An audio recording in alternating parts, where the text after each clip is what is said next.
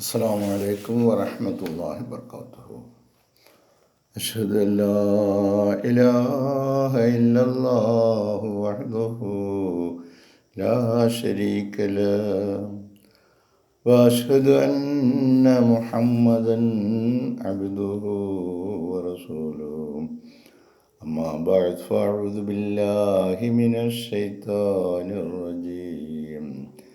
بسم الله الرحمن الرحيم.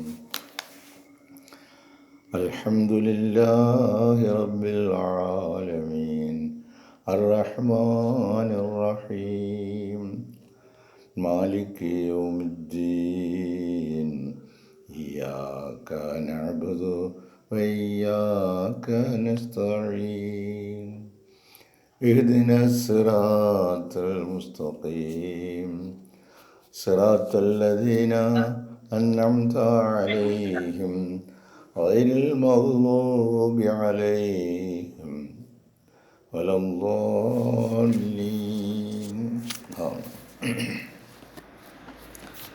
പ്രിയമുള്ള സഹോദരങ്ങളെ,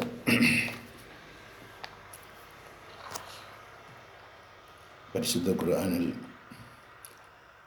അനന്തരാവകാശ സ്വത്ത് വിതരണം സംബന്ധമായിട്ടുള്ള ചില ഖുർആനിക വചനങ്ങളാണ് നമ്മൾ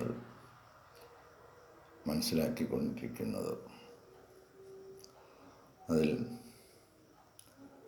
വളരെ ശ്രദ്ധേയമായ ചില വിശദീകരണങ്ങൾ ഹസ്രത്ത് ഖലീഫത്തുള്ള പറയുന്നു. അതായത്, now we must bear in mind, നമ്മൾ മനസ്സിലാക്കേണ്ട ഒരു കാര്യം, that the book of Allah goes hand in hand with the Sunan and Hadith. അള്ളാഹുവിൻ്റെ ഗ്രന്ഥമായ വിശുദ്ധ ഖുർആൻ പ്രവാചകൻ്റെ വചനങ്ങളും ചര്യകളുമായി ചേർന്നു പോകുന്നതാണ്. വിശുദ്ധ ഖുർആനിൽ പറഞ്ഞ കാര്യങ്ങൾ പ്രവൃത്തിയിലൂടെയും വാക്കിലൂടെയും, പ്രവാചക പ്രവൃത്തിയിലൂടെയും വാക്കിലൂടെയും ചേർന്നു പോകുന്നതാണ്. Has Allah not given the instruction?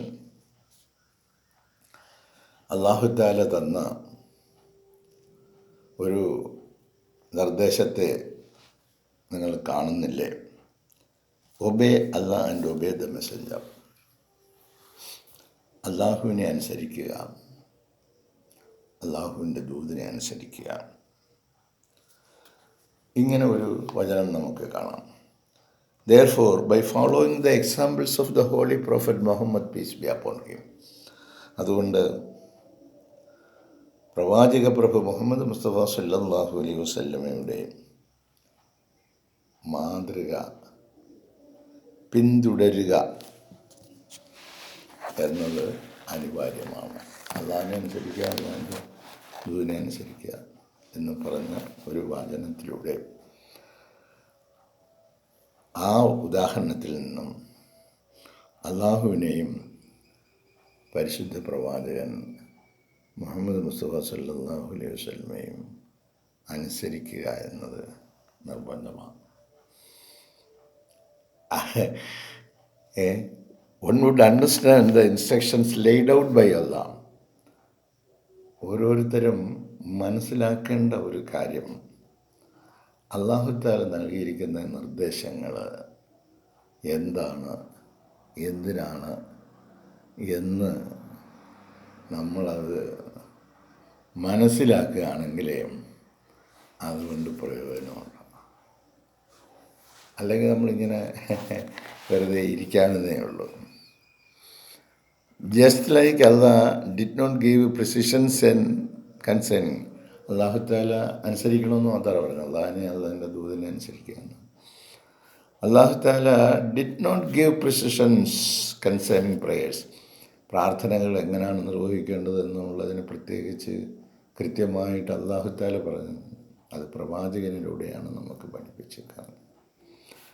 their numbers, എത്ര റക്കായത്താണ്, എത്ര സമയങ്ങളിലാണ് ആൻഡ് അക്കംപ്ലിഷ്മെൻറ്റ്സ് അതെങ്ങനെയാണ് പൂർത്തീകരിക്കേണ്ടത്. Therefore, the Holy Prophet Muhammad sallallahu alaihi wasallam came as guideline. അതുകൊണ്ട് നമ്മൾ മനസ്സിലാക്കേണ്ടത് പരിശുദ്ധ പ്രവാചകൻ മുഹമ്മദ് മുസ്തഫ സല്ലല്ലാഹു അലൈഹി വസല്ലമ ഒരു വഴികാട്ടിയായി നിയോഗിതനായിരിക്കുകയാണ്. To the comprehension of the Quranic verse, ഖുർആൻ്റെ വചനത്തിനെ വിശദീകരിക്കുവാനായി, വിവരണം നൽകുന്നതിനായി, ഈ ഖുർആനിൽ പറഞ്ഞത് എന്താണ് എന്ന് വിശദീകരിക്കുന്നതിനും വിവരിക്കുന്നതിനുമാണ്. For he was the personification of the holy Quran. അദ്ദേഹം വിശുദ്ധ ഖുർആൻ്റെ ആൾ രൂപമാണ്. ആയിഷ റളിയല്ലാഹു തആല അൻഹയുടെ നബിയുടെ സ്വഭാവം എങ്ങനെയാണെന്ന് വെച്ചാൽ അത് ഖുലുഖുൽ ഖുർആൻ, അദ്ദേഹത്തിൻ്റെ സ്വഭാവം ഖുർആനാണ് എന്ന് പറഞ്ഞത്. വിശുദ്ധ ഖുർആനാണ് നബിയുടെ സ്വഭാവം. അപ്പോൾ വിശുദ്ധ ഖുർആൻ പാരായണം ചെയ്തിട്ട് പ്രവാചകൻ പഠിപ്പിച്ച വഴികൾ നമ്മൾ പിന്തുടരുന്നില്ല എങ്കിൽ അത് വെറുതെ പാരായണം ചെയ്യാമെന്നേ ഉള്ളൂ. കാരണം അള്ളാഹിനെ അനുസരിക്കുക, അള്ളാഹിൻ്റെ ദൂതനെ അനുസരിക്കുക എന്ന് ഖുർആനിൽ പറഞ്ഞു. എങ്ങനെ അനുസരിക്കേണ്ടത്, അതെങ്ങനെയാണ് അനുസരിക്കേണ്ടതെന്ന്, എങ്ങനെയാണ് പ്രാർത്ഥിക്കേണ്ടതെന്ന്, എന്തൊക്കെയാണ് ചെയ്യേണ്ടതെന്ന്, എന്തൊക്കെയാണ് ചെയ്തുകൂടാൻ പാടില്ല, അതിനൊരു ആൾ രൂപത്തിൽ തന്നെ നിങ്ങളുടെ മുമ്പിൽ വിട്ടിരിക്കുക ഖുർആനെ വിശദീകരിക്കാൻ. അങ്ങനെ he was the personification of the holy Quran. വിശുദ്ധ ഖുർആൻ്റെ ആൾ രൂപമാണ്. അത് തന്നെ മനസ്സിലാക്കി അദ്ദേഹം ചെയ്ത പ്രവർത്തനങ്ങൾ എന്തൊക്കെയാണെന്ന് അറിഞ്ഞ് അതനുസരിച്ച് ചെയ്യുന്നെങ്കിലേ ഉള്ളു ഫലം കേട്ടോ. അല്ലെങ്കിൽ നമുക്കിങ്ങനെ ഈ വാചകം അടിക്കാമെന്നേ ഉള്ളൂ, അതിലൊന്നും വലിയ കാര്യമില്ല. അള്ളാഹ് പറഞ്ഞത് നമുക്ക് കാണിച്ചു തന്ന പ്രവാചക പ്രഭു മുഹമ്മദ് മുസ്തഫ സല്ലല്ലാഹു അലൈഹി വസല്ലം അത് നമ്മുടെ ജീവിതത്തിൽ ചെയ്യുകയാണെങ്കിൽ അതുകൊണ്ട് ഫലമുള്ളൂ. അതല്ലെങ്കിൽ നമ്മൾ വെറുതെ ഇത് പാരായണം ചെയ്യുകയും കുറേ ഹദീസുകൾ വായിക്കുകയും കുറേ പാണ്ഡിത്യം കാണിക്കുകയൊക്കെ ചെയ്യാമെന്നുള്ളത് അറിവ് പ്രവർത്തിക്കാനുള്ളതാണ്. പ്രവൃത്തിയായിരിക്കണം അറിവ്. അതുകൊണ്ടാണ് ഖുർആൻ ചോദിക്കുന്നത്, ലിമ തഖൂലൂന മാ ലാ തഫ്അലൂൻ, നിങ്ങൾ ചെയ്യാത്ത കാര്യം എന്തിനാ പറയുന്നത്. ഇപ്പം മെനി ക്രിറ്റിക്സ്, അനേകം നിരൂപകന്മാരും have said that the proportions stated by Allah and His holy book are incomplete. അല്ലാഹു തആല അവൻ്റെ ഗ്രന്ഥത്തിലൂടെ പറഞ്ഞിരിക്കുന്ന കാര്യങ്ങൾ, അതിൻ്റെ പ്രൊപ്പോർഷൻസ് ഏതളവിൽ കൊടുക്കണം എന്നുള്ളത് സംബന്ധമായിട്ടുള്ളത് പറഞ്ഞിരിക്കുന്നത് അപൂർണമാണ് എന്ന് അനേകം നിരൂപകന്മാർ പറയുന്നു. ഈ അനന്തരാവകാശത്തെ ഏതളവിൽ എങ്ങനെയാണ് കൊടുക്കേണ്ടതെന്ന് പറയുന്നത് പരിപൂർണമാണ് അല്ല എന്ന്. Where does the rest of the inheritance go if we go only by the sharing stated in the present verse? ഈ വചനത്തിൽ പറഞ്ഞിരിക്കുന്നതനുസരിച്ച് നമ്മൾ വീതിച്ചു കൊടുത്തു കഴിഞ്ഞാൽ ബാക്കി വരുന്നത്, ഈ അളവിൽ കൊടുത്തു കഴിഞ്ഞാൽ ബാക്കി വരുന്നത് എവിടെ പോവും? ഈച്ച് ഇൻസ് ഡിഫറെൻ്റ് കോണ്ടാക്സ്റ്റ്, ഓരോന്നിനും വിവിധ രീതിയിലുള്ള സന്ദർഭങ്ങളുണ്ട്, സാഹചര്യങ്ങളുണ്ട്. സന്ദർഭങ്ങളും സാഹചര്യവും അനുസരിച്ച് ആണ് അത് മനസ്സിലാക്കുകയും പ്രവർത്തിക്കുകയും ചെയ്യേണ്ടത്. There are numerous സഹീഹ് ഹദീസ്, അനേകം സഹീഹായ ഹദീസുകൾ നമുക്ക് കാണാം. The most popular being the one narrated by Ibn Abbas. അതിൽ ഏറ്റവും പ്രധാനപ്പെട്ട ഒരു ഹദീസ് ഇബ്നു അബ്ബാസ് റളിയല്ലാഹു തആല അൻഹു വിവരിച്ചതാണ്.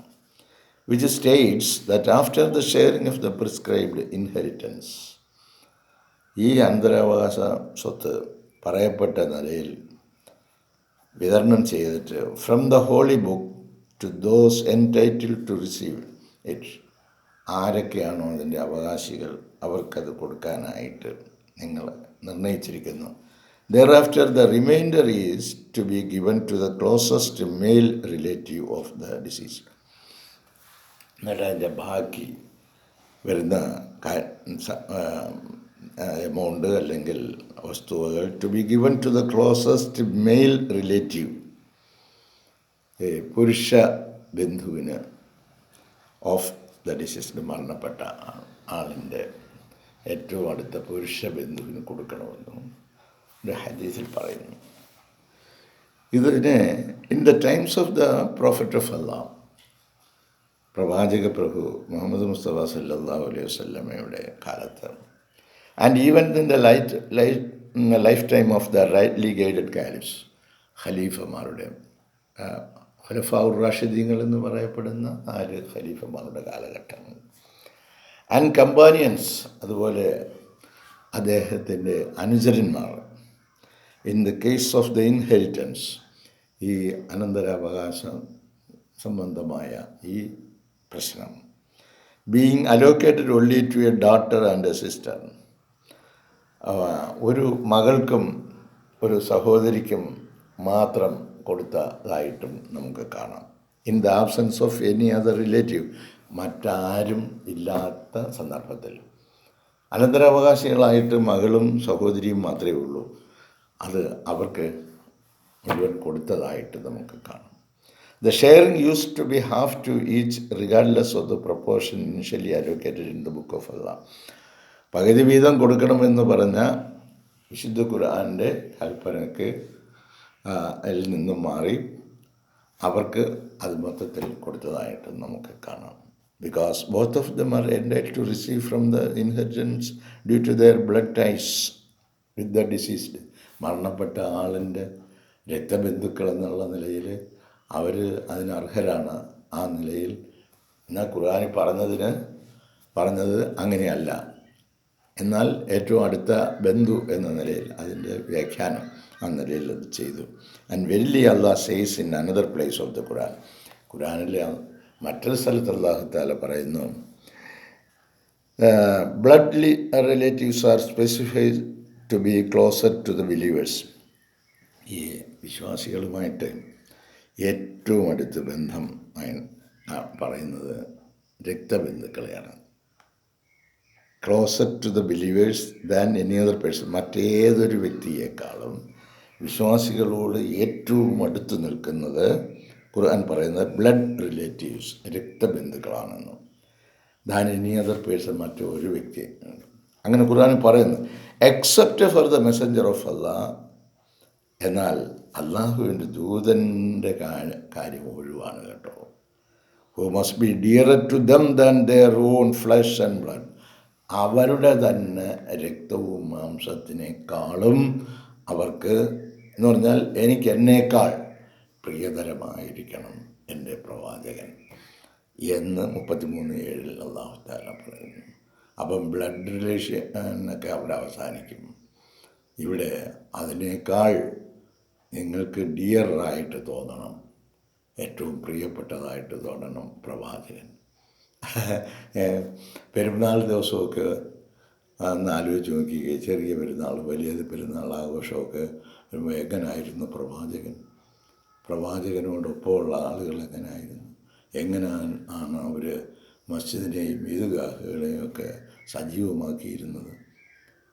ഇന്നിപ്പോൾ നമ്മുടെ ഒരു സഹോദരൻ പരമാവധി ചെറിയ പെരുന്നാൾ, വലിയ പെരുന്നാൾ, വാർഷിക സമ്മേളനം ഇവയ്ക്ക് എത്ര ദൂരെ ആയാലും എത്താൻ ശ്രമിക്കണമെന്ന് നമ്മൾ ഒരു ഇത് പറഞ്ഞിട്ടുണ്ട്. ഇന്നിപ്പോൾ ഒരു മെസ്സേജ് രാവിലെ ഞാൻ വാട്സപ്പ് തുറന്നപ്പോൾ കണ്ടു. ആ സഹോദരനും കുടുംബവും അവിടെ ഡൽഹിയിൽ നിന്നും നമ്മുടെ ഈദുൽ അദ്ഹ ദിനത്തിൽ പ്രത്യേകിച്ച് അതിൽ പങ്കെടുക്കുന്നതിനായിട്ട് അവിടുന്ന് യാത്ര തിരിക്കുകയാണ്. ദുആ ചെയ്യണം. നമുക്കിവിടെ ഏറ്റവും അടുത്ത് ഉള്ള ആളുകൾക്ക് പോലും നമുക്കുള്ള ഉള്ളിൽ എങ്ങനെയാണോ അതിനെ പ്രതിനിധാനം ചെയ്യുന്നത് അതനുസരിച്ചിരിക്കും നമുക്ക് എങ്ങനെയാണ് ഈദ് ആഘോഷിക്കേണ്ടത് എന്ന്. സഹോദരങ്ങളുമായിട്ട് നിങ്ങൾക്ക് ഏറ്റവും അധികം നിങ്ങൾ വിശ്വാസം, ഇന്നമൽ മുഅ്മിനൂന ഇഖ്വത്തുൻ, നിശ്ചയമായും വിശ്വാസികൾ തന്നെയാണ് സഹോദരങ്ങൾ എന്നും പറഞ്ഞു കേട്ടോ. ബ്ലഡ് റിലേഷനും ഇതൊക്കെ നമുക്ക് മനസ്സിലാക്കേണ്ട അളവിലും തോതിലും നമ്മൾ മനസ്സിലാക്കുന്നില്ല എങ്കിൽ നമ്മൾ ഈ ബ്ലഡ് റിലേഷൻ തേടി പോകും. ഇപ്പുറത്ത് അല്ലാഹു തആല വീണ്ടും പറഞ്ഞിരിക്കും, ഇന്നമൽ മുഅ്മിനൂന ഇഖ്വത്തുൻ, വിശ്വാസികൾ തന്നെയാണ് നിങ്ങളുടെ സഹോദരങ്ങൾ എന്നും പറഞ്ഞിട്ടുണ്ട്.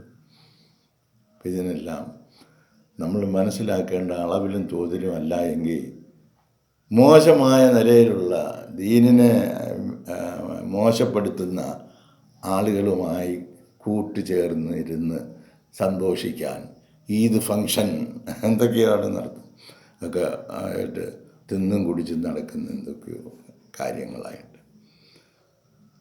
അതൊന്നും നിഷിദ്ധമാക്കി എന്നല്ല പറയുന്നത്. അതിനെല്ലാം ഒരു ക്രമം ഉണ്ട്. നമുക്ക് സന്തോഷിക്കാനുള്ള അവസരമാണ് അള്ളാഹു തന്നിരിക്കുന്നു. അവൻ്റെ മഹത്വത്തെ പ്രകീർത്തനം ചെയ്തുകൊണ്ട് പ്രവാചക പ്രഭു കാണിച്ചു തന്നതനുസരിച്ചുള്ള വഴികളിലൂടെ നമ്മൾ സഞ്ചരിക്കുമ്പോൾ കിട്ടുന്ന ഒരു ആത്മനിർവൃതിയുണ്ട്. അള്ളാഹുവിൽ നിന്നുള്ള ഒരു തത്മൈനൽ ഖുലൂബ്, ശാന്തി പ്രാപിക്കുന്ന ഹൃദയങ്ങൾ ആ നിലയിൽ അതുണ്ട്. ഇത് ചിലപ്പോൾ പള്ളിയിലോട്ട് പോവുക എന്ന് പറയുന്നത് തന്നെ അശാന്തിയുടെ ഒരു കാലഘട്ടമായിരുന്നു. ഏറ്റവും വലിയ പ്രതിഫലങ്ങൾ ഒരുക്കി വെച്ചുകൊണ്ട് അള്ളാഹുവിൻ്റെ ഭവനങ്ങൾ തുറക്കപ്പെട്ടിരിക്കുന്നു. പക്ഷേ അവിടെ പോയി കച്ചവടം നടത്താൻ ആർക്കും താല്പര്യമില്ല. റോഡരിവിലും തെരുവിലുമാണെങ്കിൽ നമ്മൾ തുച്ഛമായ കുറച്ച് ഇത് കിട്ടും. ഇതാണ് ഇന്നത്തെ ദുഃഖം. അല്ലാഹു തആല വമ്പിച്ച പ്രതിഫലങ്ങൾ നിങ്ങൾക്ക് നൽകാം എന്ന് പറഞ്ഞുകൊണ്ട് അള്ളാഹുവിൻ്റെ ഭവനങ്ങളെ ആൾപ്പാർപ്പില്ലാത്തടമാക്കി, ജനവാസമില്ലാത്തതാക്കി മാറ്റുന്നു. അത്തരത്തിലുള്ള ആളുകൾ ഓരോരോ സ്ഥലങ്ങളിൽ ഇങ്ങനെ സുഖ ജീവിതം അനുഭവിക്കുകയാണ്. നമ്മൾ ജാഗ്രതപ്പെടേണ്ടതാണ്. വിശുദ്ധ ഖുർആൻ വേണ്ടതുപോലെ മനസ്സിലാക്കേണ്ടതാണ്. അത് ചിന്തിക്കേണ്ട കാര്യവുമാണ്. അതിൻ്റെ തുടർന്നുള്ള വിശദീകരണങ്ങൾ വരുന്നുണ്ട്. ഇൻഷാ അല്ലാഹ് അള്ളാഹു തൗഫീഖ് ചെയ്യുകയാണെങ്കിൽ നാളത്തെ പ്രഭാതത്തിൽ ഇതിൻ്റെ ബാക്കി ചില കാര്യങ്ങളുമായിട്ട് നമുക്ക് ആശയവിനിമയം നടത്താം. അള്ളാഹുവിൻ്റെ പ്രത്യേകമായ സംരക്ഷണയിലായിരിക്കട്ടെ നമ്മളെല്ലാവരും. ദുആ കൊണ്ട്